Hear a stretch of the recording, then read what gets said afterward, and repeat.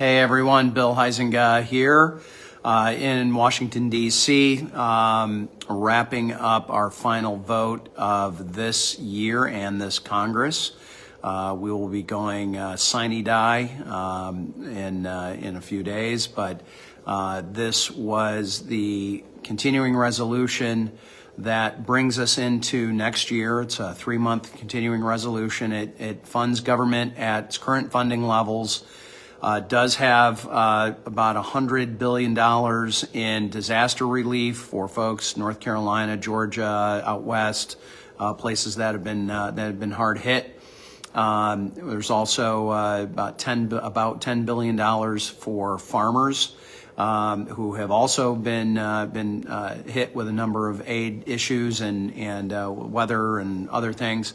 What's not in it is a number of things that had turned a massive 1,547-page bill into a monstrosity that a whole lot of us could not simply vote for.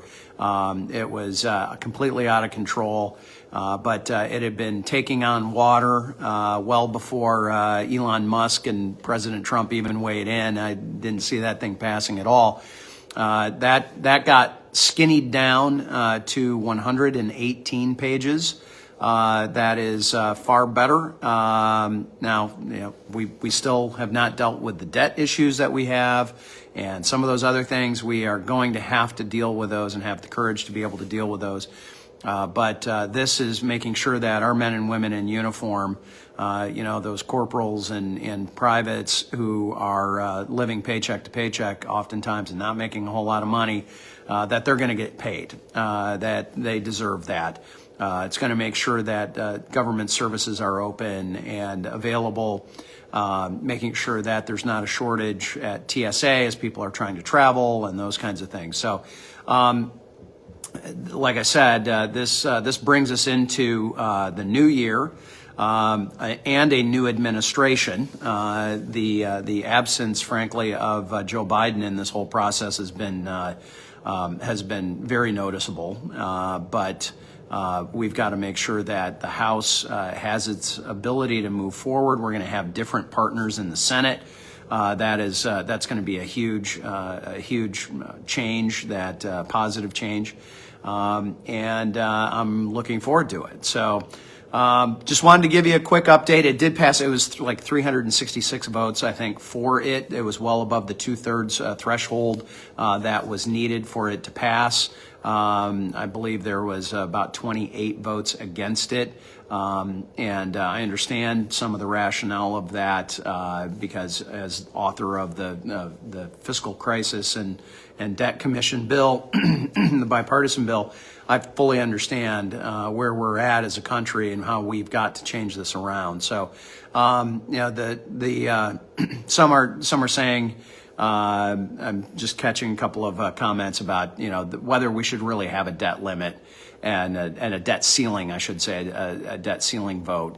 And it's really is debatable. I mean, we have not always had it, and if you look at what the purpose of it was to put spending in check. That has not happened. It has forced maybe some conversations about it, but when we have $36 trillion in debt, we have not tackled this and have not conquered this problem. So it sort of begs the question: do we go through the theater of this and the potential shutdowns and all the things that are a part of it? And this isn't so much, and let's not get this confused, the debt ceiling is not a continuing resolution. It's not government funding.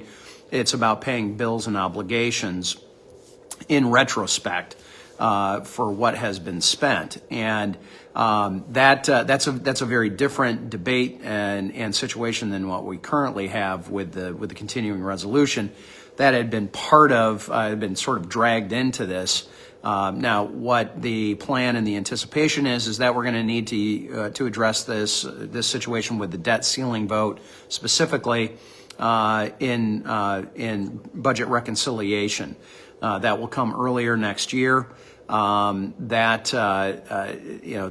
the flip side of whether it's a good pressure point It hasn't been effective. So I'm looking for something that's effective to force the conversation about our national debt. We have to have that. And, whether it's debt ceiling or whether it's something else, debt ceiling hasn't gotten it done so far. So anyway, just a little bit about that. We're going to have a lot more.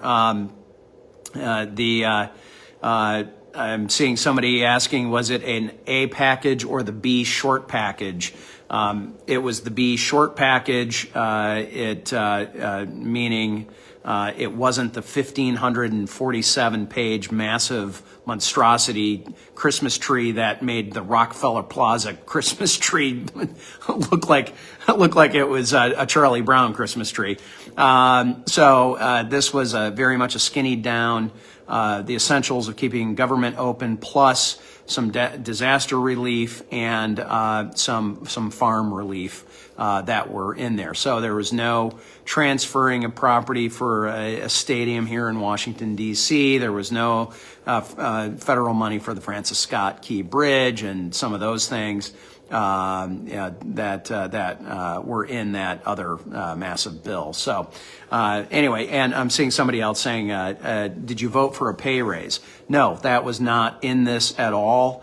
And just to be clear, what the original 1,547 page monstrosity had in there was a reinstatement of the COLA, the cost of living adjustment that under law, members of Congress and every other federal employee are supposed to get.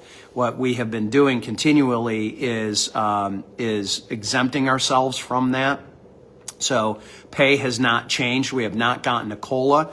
It would not have been technically a pay increase. It would have been a COLA adjustment, just like Social Security gets. It's actually at the same rate that Social Security and any other federal employee would get. But that was not in this, was not a part of it. And frankly, we hadn't had any. I mean, that was the biggest one of the many surprises that a lot of us had with this particular bill. So lots of good questions, and I'm seeing somebody. I'm going to end on this one.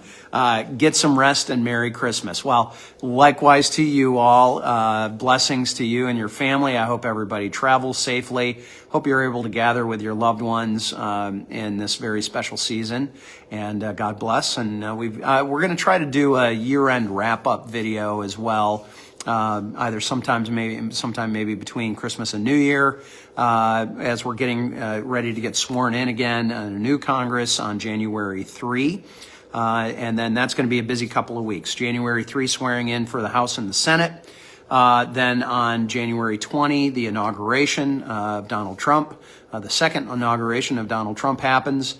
And we're going to be off and running. We're going to have some time before that happens to get some bills teed up, hopefully, to have them ready to go. So blessings to you all. Thank you. And I just, again, just am honored to be here on your behalf. It's not always an easy job, but that's not what I was signing up for. I want to be your voice. I want to make sure that we're tackling those tough decisions, and I appreciate the opportunity to serve you. So all the best this Christmas season. Talk to you soon.